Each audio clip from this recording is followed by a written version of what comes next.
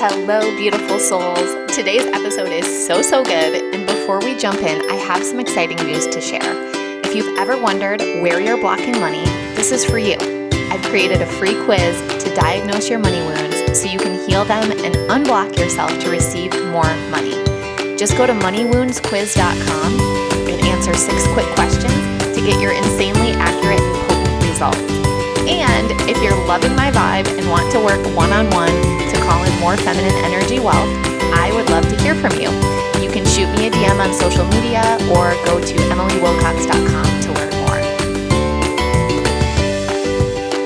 more. All right, welcome back to the show. I am so excited to have Emily Whiteside here. She is the pleasure queen. She guides women into sensuality, feminine energy, and radiance for more influence, magnetism, and abundance. And I get to spend time with Emily inside of a mastermind, and I can attest to her incredible pleasure queen energy. So Emily, thank you so much for being here. Welcome to the show. Thank you for having me. I'm so excited to be here. Yes. And I feel like I should preface this just for anyone listening that listens in the car with kids around. My guess is that we are going to get into some topics that might be better just for adult ears.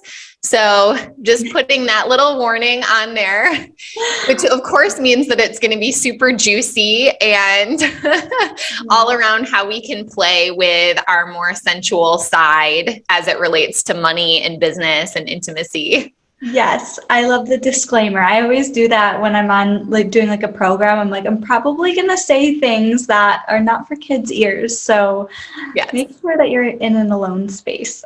Yeah, exactly. It's I love the conversation. Just want to make sure that we're having it, when everyone's consenting to that and there aren't little ears listening. So, absolutely. So I would love for you to just start off by sharing how you got into this work. Yeah, it was a very long journey, but I started in this work actually as a fitness coach. I was at a place in my life where I just had enough. I didn't want to work at a 9-to-5 anymore. Didn't really understand who I was. And I think that my spiritual journey really started when my entrepreneurial journey started. So I began as a fitness coach. I was extremely broke, never knew how I was going to pay rent the next month, extremely chaotic with money. And then my fitness journey or my fitness coaching journey started to look a lot like life coaching, because I noticed that these women I was working with, it wasn't things that they actually needed me to tell them to do. It was that they couldn't do the things that they know they should be doing. And I was like, that sounds very familiar, because that's exactly how my journey was. I knew what to do. I just didn't know and understand why I couldn't hold myself to it and why I couldn't be doing it. And so I began guiding women just in empowerment and manifestation and spirituality. And then eventually it went into the business type of route and more spiritual type of route, which somehow came to the place to be the pleasure queen. It's so crazy to think back to all of these different versions of myself and these different versions of my business, but it's very much a deepening of my own brand. Yeah. And I love that, because it's when you started getting more into the inner work, of course, then you're attracting clients who subconsciously, that's what they need as well. And then, then you're starting to get into more focusing around how do I really build this business and really scale it? And so then that's what you're interested in thinking about and talking about, and you're attracting clients that are kind of into that. And then it sort of feels like you realize that this real self-love and deepening the connection to your true essence was sort of the magic inside of your business. Mm-hmm. Absolutely. And so then naturally that's what you're wanting to talk about and share. And wouldn't you know it, there are other women in business who feel that exact same way or want to feel that way about themselves. Yeah, absolutely. It's so beautiful when we realize that a lot of business is so much about just taking responsibility in ourselves and loving ourselves again and becoming who we truly are. Because I think for a long time, myself included, I began to try to be somebody else in order to get clients and in order to build an audience and do all of the business things. Like I was following strategy and things like that, and it didn't feel good. Yeah. But we're so trained to do the things that don't feel good, unfortunately, because we think the more we struggle, just like dieting, the more we struggle, the harder it is, the more we're productive or the more we're going to see results. So I've had to kind of undo myself from the struggle and undo myself from making it hard and learning that it gets to be pleasurable. Yeah. And it gets to be fun, and you get to receive like yourself in the meantime. And the more you're yourself, the more money you make. So Yeah. it's really cool. I'm really curious about that. Like in the phase of your business when you were following someone else's strategy or someone else's playbook, which I can completely resonate with that. Do you feel like you were connected to the feelings in your body, that you were connected to your intuition, or did you have to sort of relearn that piece? I definitely had to relearn that piece because it was almost like I knew I knew intuitively it didn't feel good, but I couldn't justify like I wasn't feeling good. Therefore, I should probably learn my own way. Like I didn't have the power to understand that almost. Yeah. So I definitely got a lot out of control with like not understanding my own intuition. And then I had to relearn it. Like I understood intuition in other areas. Like I could master intuition with my body. I could master intuition with meditation and channeling, but I couldn't master it in business and in making money because I felt like there I couldn't trust myself, where other areas I knew I could trust myself. Because in other areas, there was nobody telling me what to do. I didn't have like a fitness coach at the time. I didn't have a meditation coach or anything like that. Like I was just trusting myself, and I was my only mentor there. So Yeah. as soon as I had somebody above me telling me what I should be doing, what I had to do, it was like, okay, I have to listen to them because they're the expert. Yeah. So it definitely took me out of power in my intuition there. Yeah, you bring up such a good point, and this is like I think a pattern that many of us, especially as women, hold, right? Which is when someone else tells us how we should be doing things, especially in business, but even in other areas, and it doesn't feel good, we actually make ourselves wrong in that equation. We're not like, oh, this doesn't feel good, so this is my intuition telling me that like there's a different way, or gee, what would it look like if it did really feel good, and how could I do it that way? Instead, we're like, oh, I must just not be that good at business, or I'm doing it wrong. What's wrong with me? Mm-hmm. And, we cause ourselves like so much undue suffering. But it also makes me really excited because, at the time when that was happening for me, I didn't hear anyone like I didn't see a role model of someone saying like, your business should feel really good. And if it's feeling yuck, like that's actually a really important signpost that something's not quite right. Mm-hmm. It was like this old masculine paradigm of like, no, you just follow the steps. And if you're not getting the result, what's wrong with you? Yeah. And I'm excited that we're getting this message out there. Yeah, absolutely. That there are other ways to do it. Yeah, there are other ways to do it. And that's the thing is like when the minute that we put responsibility into something outside of us to make things work, like I see it a lot. I was actually just exploring this or sharing this online, I think yesterday, but I was just sharing that like mentorship, like the reason that we hire coaches a lot of the times is because we think that they're going to fix something in us. Like they have a secret sauce. And I've heard my clients come to me and say, it's funny because you're the first mentor I've worked with where I realized there is no secret sauce. Like you're not selling a secret. You're just selling coming into myself so then I can find the ways that work best for me. Yeah. And I remember working with coaches like first year of my business when I didn't understand like I am the power and I hold the power. I was working with coaches thinking that they were going to give me a result, and I wanted it to almost be like they're my mother, giving me exactly what to do every single day and how to do it. And of course, I wasn't getting the results.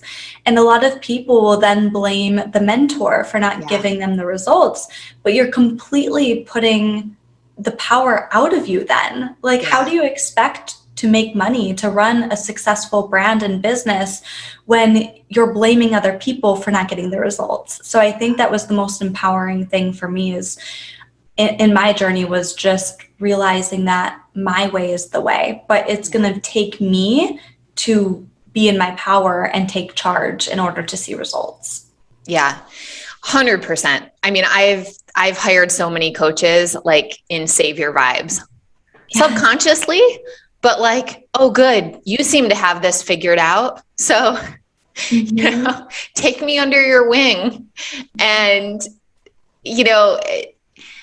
I'm curious, do you still like, are there any hints of that left for you? Because I'll still find myself occasionally like get sucked into like somebody's really good copywriting and be like, that sounds so good. Like, it sounds like they have the answer. I just want the playbook. Can somebody please just give me the playbook? I totally do that now that I think about it. Like when I read certain things and I'm just like, oh my gosh, she has some type of answer. Like maybe I should message her. But I don't, because I understand like that's like the part of me that wants to be like, oh, somebody's got the answer. It's like, no, I have all the answers within me. But I still do it from time to time. And it's always the really good copyright for me. Yes. But I just don't act on it. Think like I'm happy I don't, because I mean, same. That was it's like I know like the jig is up. Like my soul just knows like, okay, this is just another thing where you're trying to give your power away and you're just hoping that there's an easier solution than actually looking inward and, and doing the inner work.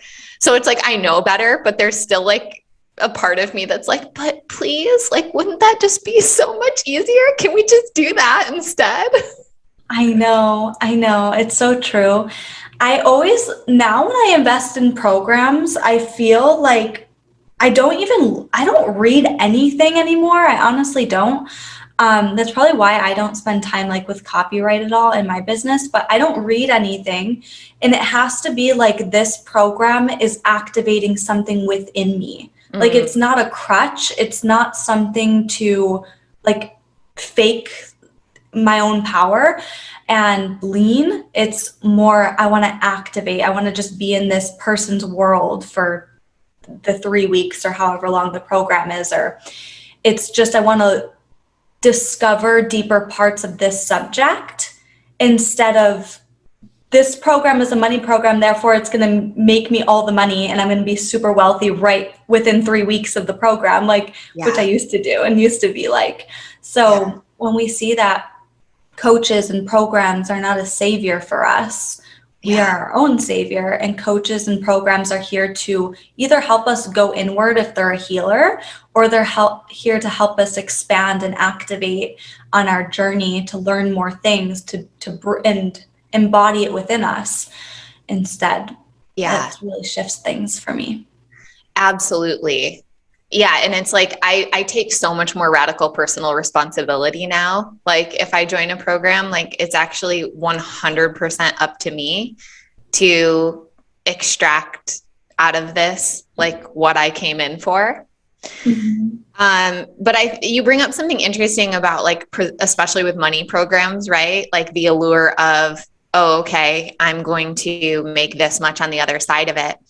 And, because because you and I get to mastermind together, I know that you had your own block around moving away from financial promises in your own programs. So can you talk to us a little bit about that?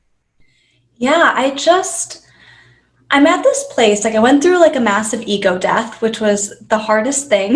Right as I reigned in like the pleasure queen, I went through like 8 weeks, 9 weeks of like massive, hard lessons, ego death.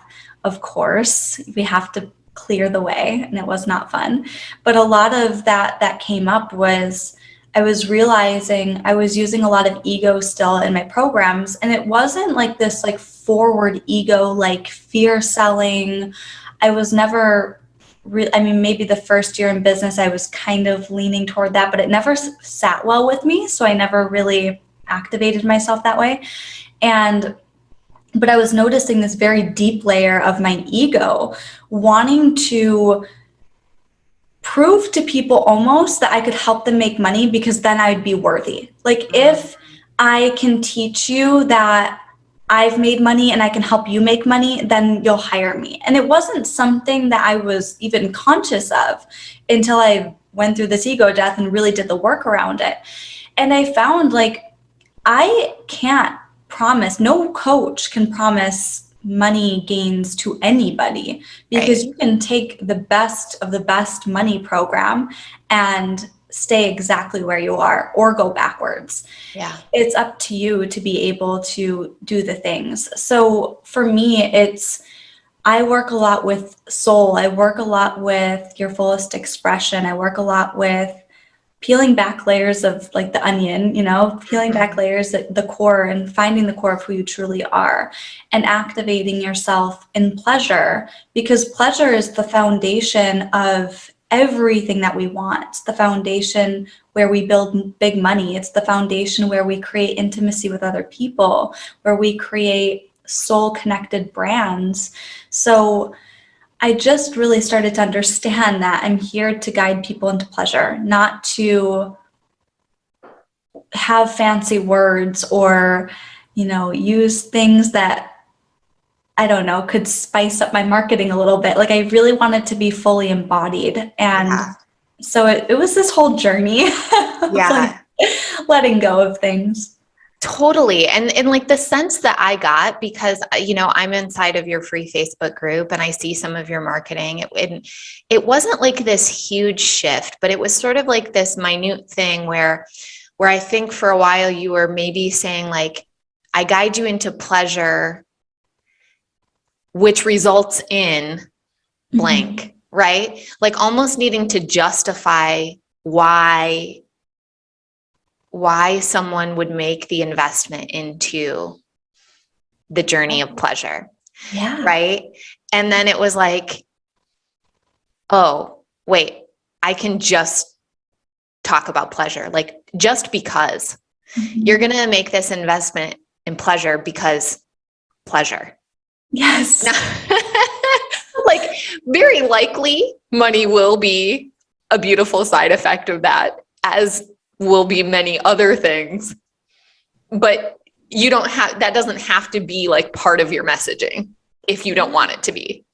Yeah, I love that. I love that you reflected that out because it's so true. And I can see it like a part of my ego is like, oh yeah, like I feel that. I still feel that a little bit because it's, you're never fully healed from something. You're going deeper and Yeah. deeper. And I'm like, oh, I feel that definitely. Yeah.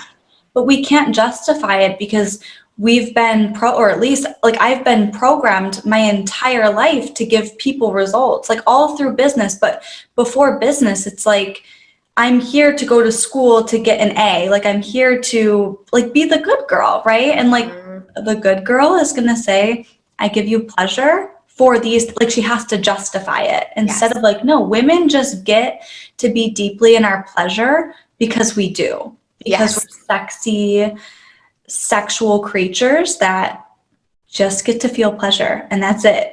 Yeah. Full stop, period, end of sentence. Yeah. Because we do. So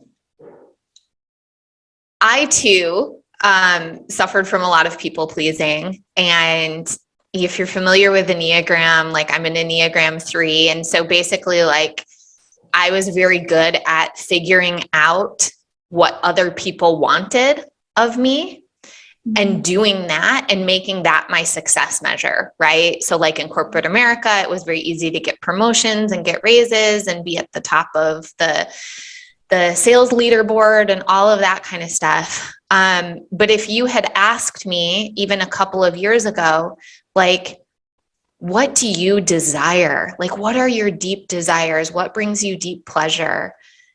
I would not have known the answer to that because I never actually stopped to explore it for myself. So I'm imagining that this is some of the work that you do with your clients. Is that right? Yeah, absolutely. It's releasing the people pleaser and the shame and the guilt of, like, it's crazy because I have these conversations with people and I resonate with what you said because I was there. It's like, we don't even know, like, we're a robot performing duties for other people instead of like, none of this feels good. We don't even know what feels good. Like, we get the waves of what feels good. Like, it feels good when we accomplish something that somebody wanted out of us, but that's not bliss. That's not deep pleasure. And I feel a lot of people live in like a really small emotional gap where it's like they're living in this almost like a mediocre field where they don't get super sad or super emotional, but they also don't get super blissful and deeply pleasurable. It's like we live from, here to here instead of like this big expansive, like, I feel so many different emotions, but I can go really, really deep in pleasure. And I can also go really deep and hold the pain, which I've learned this year was like really learning how to hold pain. But it's like expanding our range. Because if you had asked me a couple years ago, like, are you happy? Like, yes. So it wasn't like a conscious thing. Like, no, I'm unhappy. I'm just people pleasing. Like, I really thought that I was happy and I had a good life. It was just, what I didn't realize was where my ceiling then it wasn't a fixed thing. Like, I thought that, like, oh, that's the top. And it wasn't until I explored, like, what do I want just because I want it? Not because anyone else wants it for me, not because it's altruistic and it's going to help the world or the planet or anything else, just because I want it. Mm-hmm. It's crazy. This is a really random example, but I was at Target one day, and this was probably a couple years ago, maybe not even a couple years ago. And I was at Target and I wanted this like black robe, and it was just a black cotton robe with like a little bit of lace on the ends. It was like $20 or something like that. And I remember sitting there, like, I had the money, $20 wasn't the issue, but what the issue was, and I literally was sat there for like 10 minutes telling myself, do I really need this robe? Like, do I need to spend $20 on myself to buy a robe? It's like a cotton $20 robe. And then the other side of me is like, oh, I don't know. Like, that's a little bit too sexy. I was dating this guy at the time and I was like, I don't know, because I wasn't sexually expressed yet to him, like in front of other people. Like, secretly I felt it, but I couldn't do it outwardly yet. And it felt almost like I was buying naughty lingerie for myself. And I was like trying to justify it. Like, oh, I don't know if what if he sees me in it? Like, what is he going to think? And it's just this crazy, I bought the robe. I still have the robe. I wear it all of the time, but it made me think of that the other day because I was sitting and doing having a cup of coffee in the morning. And I don't know, it just like sparked. I remembered that whole situation. I was like, wow, it's funny how things change. And now here I am on my porch sitting in lingerie, Right. Like, if Emily, who sat in Target for 20 minutes, could just see Emily now, right, who lives in lingerie. Absolutely. It's just crazy how we evolve, and we evolve so quickly it's like that piece, that sexy piece of me, the wealthy piece of me, like whatever, like the empowered piece of me was always in there since I was young. But the bigger piece of me was the shy, timid, people-pleasing, shaming side of me. And that side always won. So it was cool, just that little tiny moment of buying the robe. I was like, I won. Like my sexy, empowered self won. So I love that. So for people listening that like this topic maybe is a little bit new, I'm wondering if you'd be willing to dive deeper into the sacral energy, where our sex energy is housed there, but also that's like such an important center when it comes to money. And just like give us the beginner's guide to that. yeah.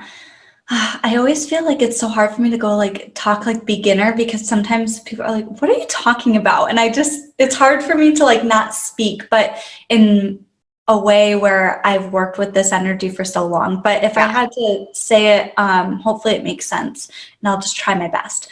But the sacral energy is really of desire. It's of like our pussy energy. And a lot of women don't like that word pussy either. It feels uncomfortable.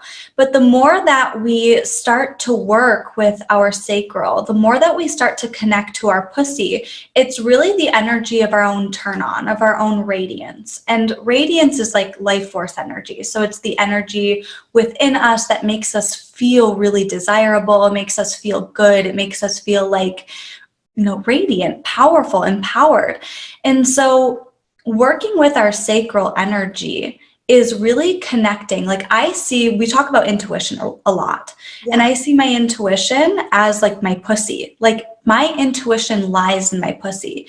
And so it's not this energy of like, what should I do to please other people? It's an energy of what do I desire to do because it's going to make me feel more pleasure.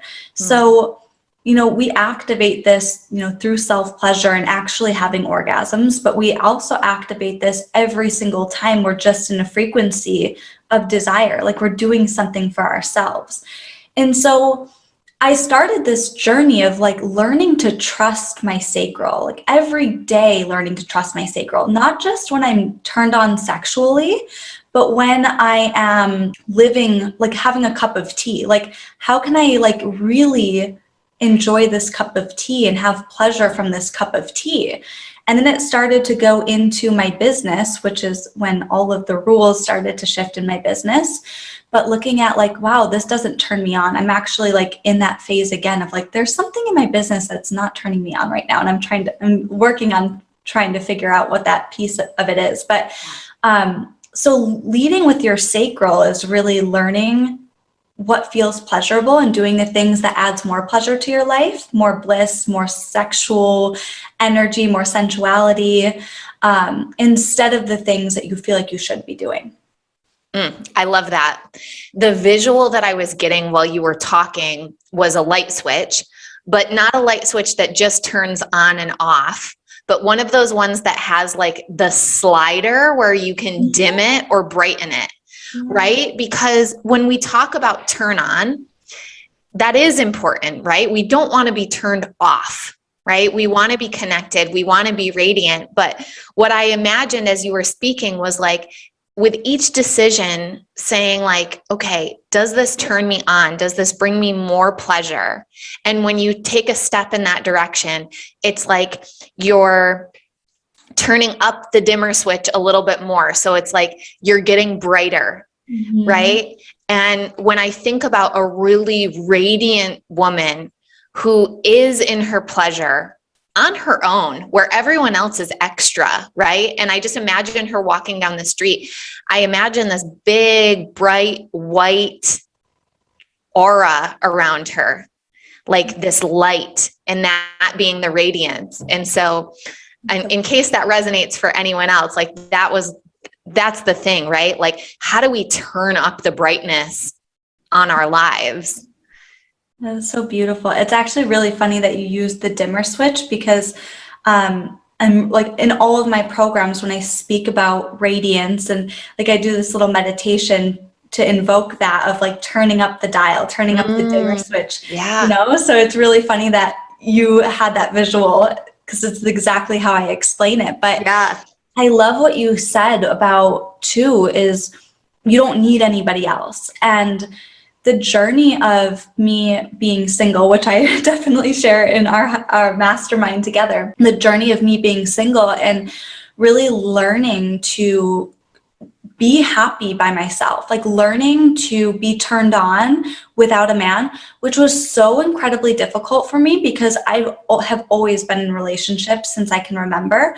And like as soon as I was sexually active, I was in relationship after relationship after relationship. So I got a lot of my sexual expression when I felt comfortable with another person instead of just having it on my own. Like somebody else had to hold the energy for me in order for me to feel deeply in my sexual expression. And, you know, our sexual expression is just as important in our sacral activation as, you know, the things that we do throughout our day and how we curate our day. So I love that you said, like, just being the person who does that for yourself instead of needing a guy or a woman or a partner to do that for you, or instead of needing your business to be making lots of money to feel turned on, or a coach to tell you the answers. Like, it's all within you. Yeah.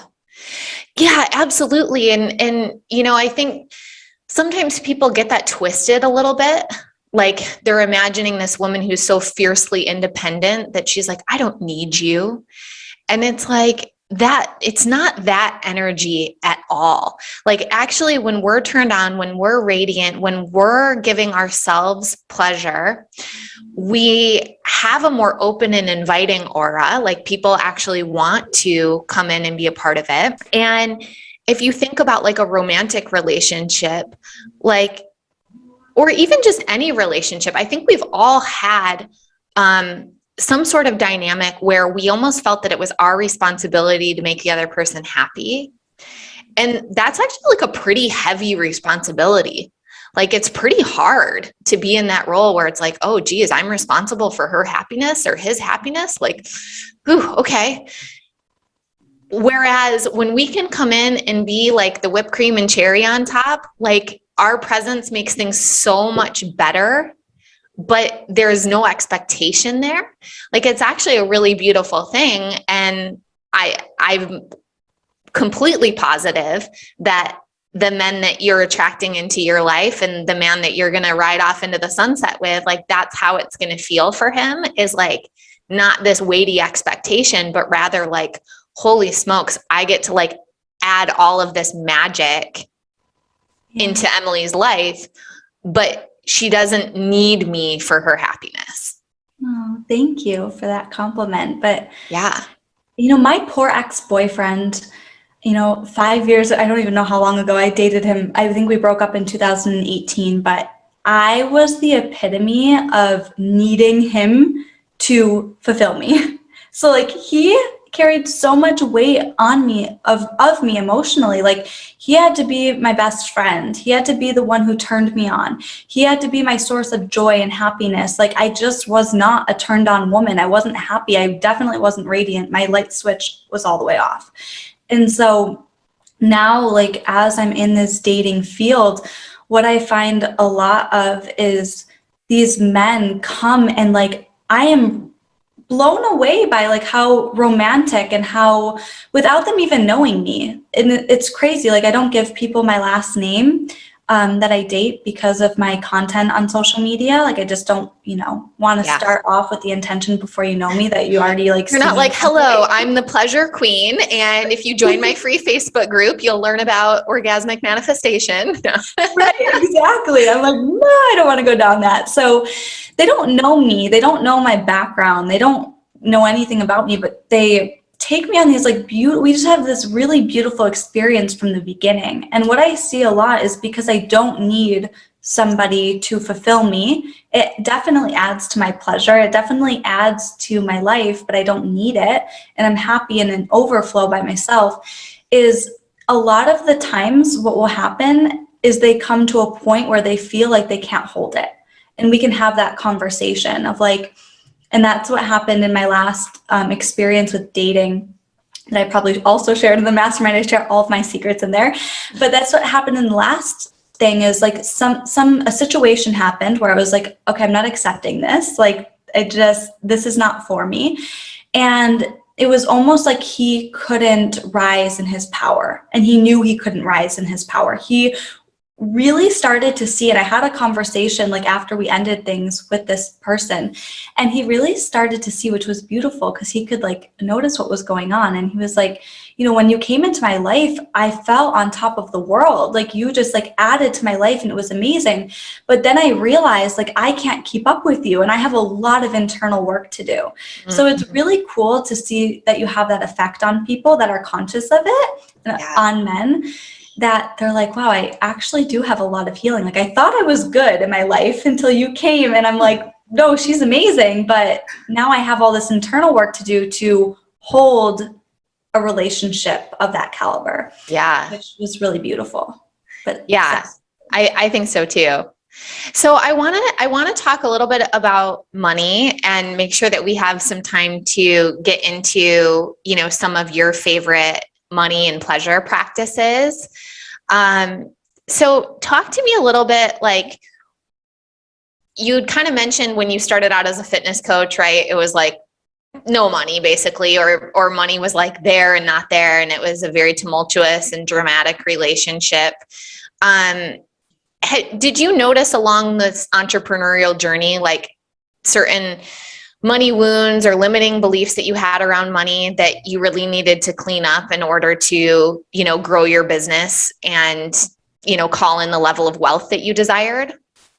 Yeah, there was a lot there. It was a lot of course, like what I was brought up in. I heard this all of the time is like rich people just get lucky. You're either born into it or you get lucky, and we're just not lucky.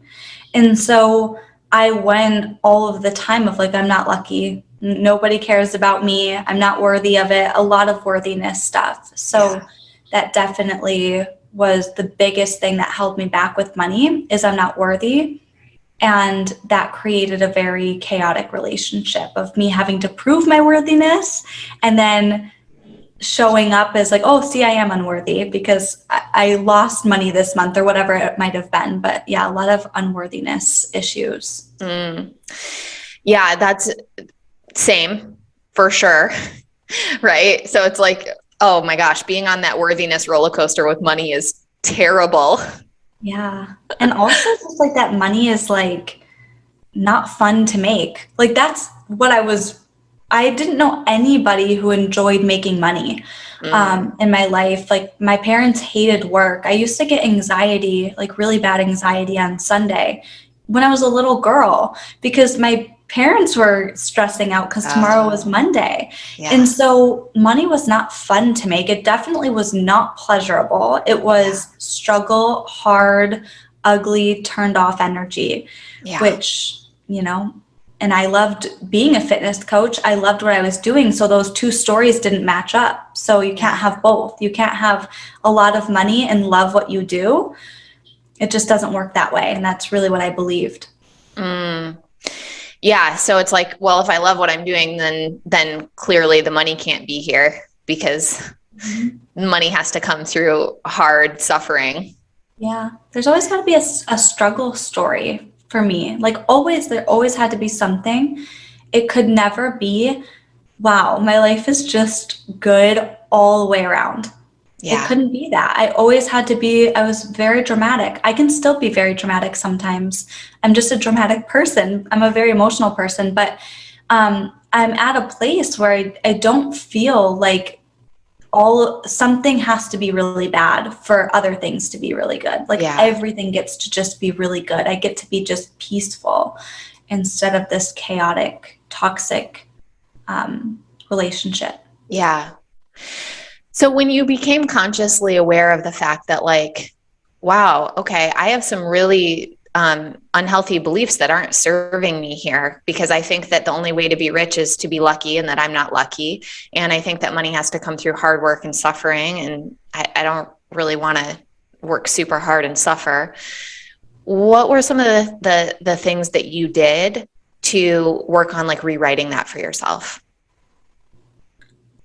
It was a lot of years of things, because I feel like it didn't all come at once. It was like, oh, this definitely has to shift, and then this has to shift, and I'm still finding things I have to shift into next levels. But definitely something I believe Amanda Francis had said. I was in one of her like mastermind things, and it really resonated with me. And when she said it, I was like, yes, this is like kind of just what I felt in that moment when I was having like a quantum leap with money. All of a sudden, I went from like literally poor, a $900 months in business, to multiple 5-figure months within a month. She said money just is, like, money just gets to come. It doesn't matter what type of person you are, money just gets to come. And I was like, that's exactly what I felt. I was just like, I just accepted myself. It was just this moment where I was like, you know what? I just get to be me. I'm just going to be me. And all of the trying and the convincing in business and the trying to show off a side of me that I really wasn't embodied in just disappeared. And I ran a program, and it was just on like goddess energy, meditation, peace. And it had done so well. It was one of my biggest programs in my business at that point. And it was just like, wow, I didn't even have to prove anything. Like, I didn't have to do anything. I was just got to be me. So I think that understanding of self-acceptance, and also that if I'm going to make money, it has to be fun. It has to be pleasurable. It has to be sexy. It can't be a struggle anymore. I'm tired of beating myself up. Yeah. Yeah. And so talk to me about some of the rewiring of money with pleasure, money with fun. Yeah. Because I think you have some beautiful practices for that, like, you know, that you embody yourself, but also perhaps that you share with your clients. Yeah, absolutely. I mean, the biggest money practice and money ritual that I do is around self-pleasure. And for me, like, it was a journey of self-pleasure for myself first, and not to make money, because I think, like, I always like am cautious about talking about like orgasmic manifestation if we don't have a solid self-pleasure practice first. And I find a lot of women will go into self-pleasure to manifest, but they can't do self-pleasure just for them. So the first part of like an orgasmic manifestation practice, and I don't know how long it'll take you, but for me, it was like months of just learning to connect to my body and learning to be safe, like giving myself an orgasm, or just touching myself, just not feeling shame touching myself. And so once I became like really turned on in that way and I could hold that energy, I started to shift it to wanting to desire things. And I don't do it all of the time. I have a very healthy balance of like when it's just for me or when I want to like manifest during ritual. But with money, you know, the way that I see it, when my brain was wired, like money is struggle, money is hard. So when we orgasm with money, when we manifest through self-pleasure, we're firing different networks, and now it's money is pleasure, and you're kind of connecting that in your brain circuits, your neural networks. So you know money is pleasure, like it's felt, it's embodied within. So I'll do an orgasmic manifestation around money, and we can make it as simple or as difficult as we want to make it. And I like to make things really simple for myself, because if I feel like it's going to be hard to focus on money when I'm trying to make it easy and pleasurable, it's not even worth it. So at first, all I would do was just set the intention, and the intention was around money. And then I would just do the self-pleasure experience, and I would climax orgasm, and that's it. But after I've started getting comfortable with that and just sitting with, okay, I can orgasm in the name of money, or I can orgasm in the name of desiring something, then I started to get a little bit more focused in my orgasms, like when I was climaxing, to focus on the amount or focus on money. I could focus specifically on something. but it should never feel hard. So that's Yeah. one of the practices that I embody frequently, is the self-pleasure practice around money. And then the other parts is like, even just when you spend money on yourself, like when I buy myself lingerie, like it's my favorite like luxury to buy myself, is I just imagine it as like a wealthy embodiment practice. Like every time I'm investing in something, I make it really beautiful. I make it an experience. So it's not like I'm just going to the lingerie store to hurry up and buy a piece of lingerie. Like I really tap into myself. I really like, I'll go and have a glass of wine beforehand and a charcuterie board. Like I'll get into it. I'll create a day out of it and make myself feel sexy, dress up, do my makeup, let my hair down, and then go and buy lingerie. So every time, I shouldn't say every time I'm spending money, because I'm sure there's certain places I could be better about it, like buying myself gas or something. But usually when I'm investing in myself, whether it's lingerie or a coach or something for my home or whatever, I really create this like intention around it helping me become a wealthier woman, if that makes sense. Yeah. Yes, it makes perfect sense. And like you said, that helps us repattern our relationship with money, think about it differently, understand that it's being like kind of sent off in the name of pleasure and in the name of investment and in the name of something that we really stand for. And then we can also, build an additional belief that is, every time I spend in the name of pleasure, every time I spend in the name of upgrading my standard, it's not money just leaving. It's actually money like going out to play and multiply and then like come back to me multiplied. Yeah, it's the best experience of even, I think I had like the biggest awakening in Maui in March. I went by myself, and that was just like a really big upgrade around my standards with like money. And that was like the first time where I like just freely, like, it was hard though, because I'm like freely spending and really immersed in luxury. It was at a beautiful place and treating myself all of the way, but it was also that duality that exists of like, oh my God, this is not safe. Oh my God. So it took me like a few days, like several days, to actually receive, to actually be like, okay, this is safe. This is good. I feel good here. I feel pleasurable here. So it's kind of funny how, the duality will exist, just like buying the robe. Like now I'll buy myself a robe. I don't think about it. But, a couple years ago, buying that robe was like, it was iffy. So it's cool to see like how you upgrade and evolve on the journey of spending money or making money through pleasure. Yeah. Yeah. And I'm curious, like, do you feel like there is any balance that needs to be struck between spending in the name of pleasure and like the line of like irresponsibility? Yeah, I mean, there's definitely a line, because when we are not looking at, like, if you're just putting everything on credit, I heard this all the time, which really messed me up in the beginning of my journey, was like, act as if, right? Like embody who you're going to be. And I took that as like, okay, I would have like $200 to my name, and I'd be like, I'm going to spend $100 at Lululemon because I'm acting as if. Right. And it's like, that's like a quick fix. That's going to send you right into scarcity mode again. Yeah. And so it's like making sure that when you're not doing it all of the time, you're not doing it in a place of like putting yourself in danger. It's definitely stemming from a place of overflow. But I call like the purchases for myself that I don't need, that don't really make sense, I call like the pussy purchases. Mm-hmm. But for me, it's like pussy purchases aren't something that happen every single day. They're not something that I'm like constantly spending. They're very embodied. They're very like, this is going to help me reach my next level. And it does feel a little bit scary, but it feels very right.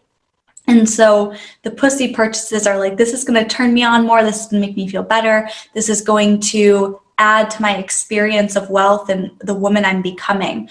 But of course, there is that line of like, we should also, be smart. So I'm not one, I mean, I don't help people budget money or anything like that. So I can't really speak to like budgeting. I hate that word budgeting anyways, but I can't really speak to that. But yeah, I do believe that there is a line, and you know the line, like, you know what's going to put you into scarcity mode. You know what's a quick fix. It's making sure that it's fully embodied when you do spend money on yourself. Yeah. Yeah. Thank you for speaking to that, because I think sometimes, like you said, like with the whole act as if, right? Oftentimes we can hear what feels like a piece of advice and like take it very literally without understanding the energetics behind it or below it, right? There's really this foundational piece of, how can I feel when this happens? And can I sustain that feeling after as well, right? Because it's like, you might feel amazing in the moment that you make the purchase. And then, like you said, if it triggers you into scarcity, and then now you're really worried about money for the next week or two, well, you haven't held the vibration of being the kind of person that shops at Lululemon. Because the kind of person that shops at Lululemon doesn't stress about that purchase for 2 weeks afterwards, right? So sometimes it's like, it's less about the act itself and more about the energetics and how we can feel around it. And so just choosing something that matches that. Yeah, it doesn't have to be this big jump. Like at that time when I had $200 in my bank account, it's like spending $100 at Lululemon was a huge jump that I couldn't embody. Now when I go into Lululemon, it's just like regular, like it's just where I buy my yoga clothes. But at that time, it's like I could have gotten the same type of feeling that would have been able to carry itself on by going and buying something at Home Goods or not Home Goods, but TJ Maxx or something like that. Like, it's just the act of like, I get to buy myself something, right? And receiving that. It's a commitment. And I think that a lot of people forget that, like, spending money is a commitment. It's an energetic exchange. So when you're signing up for something, whether it's you're buying yourself a ring or a car, whatever, you're making a commitment that I'm spending this. So that's your word, and your word is law. If you're spending that much money, you made the decision. Don't go backwards on your decision by letting yourself feel bad or feel shame. Like, you made the decision to do it, so follow through with the energy. So when I see purchases now, even if it's like a simple purchase, it's in the back of my mind, like, this is the commitment that I'm making to buying this outfit or buying or hiring this coach. Like, it's a commitment together. So that's just kind of a way to see it. Yeah. And going back to the intimacy, like relationship with self, right? Like, we want to do things that make us feel good and that continue to upgrade our relationship with self, that make us feel like, oh, I can trust me. Because when I make this commitment, I follow through on my commitments. I only want to purchase things where I'm not just going to feel good about it now, but I'm going to feel good about it tomorrow and in a week and in a month. Why? Because I love myself. Because I'm in this with me. Like, this is the most important relationship of my whole life. Yeah. And it's knowing that even when, because a lot of times fear comes up, right? Of like, what if I see this more like in mentorship or in a large investment, like your dream car. It's like, well, what if I like can't afford it? Like, I know like I can do it now, but like, what if something bad happens? And it's like, trust yourself enough that you're going to be able to make it work no matter what. And that simple thing of like, okay, even if something weird does happen, and I'm still going to make it work because I trust myself. Money is always coming to me. Money is my friend. Money is always helping me. Money is my sexy lover that just wants to please me all the time. So it will always be there, but it's trusting that energy, trusting that affirmation, trusting that focus, and you'll be okay. Yeah. And being the kind of person that makes that true. Yeah. Right. Because being in a relationship where money is the sexy lover that likes to please us, like, that requires something of us too. Yeah. We have to be that person that makes that true. And that's the work. And the work can be fun. The work can be pleasurable. It's going to have its shadow moments as well. But to me, like that's why I'm so thankful for money. I say this all the time because it's such an enticing thing that it gets us to do the inner work. Wow. In a way that we wouldn't necessarily otherwise. Yeah, that's totally true. And, I look at before I was so not money conscious because I wasn't on my spiritual path or self-improvement path at all. And I just thought that, you make this much money because you do. That's just the way it works. And so it's been really cool to see once I started to desire money and believe that I could have money, where the spiritual path took me and where the self-improvement path took me, and it would never have happened. It's like your mentor, it's like your teacher. And it's a constant, like, well, who am I going to be in this moment?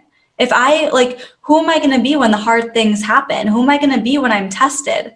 Am I going to go back into poverty mindset, into victim mentality, or am I going to choose to be the pleasure queen, rise up, find pleasure in it, find the deeper meanings in it to become more embodied and more of me? Yeah. Yes. So I know people are going to want to follow along with you.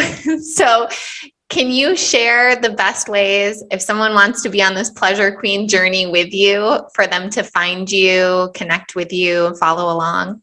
Yeah, absolutely. My Instagram, I'm on there a lot, is Pleasure Queen XO. And then on Facebook, I'm Emily Whiteside.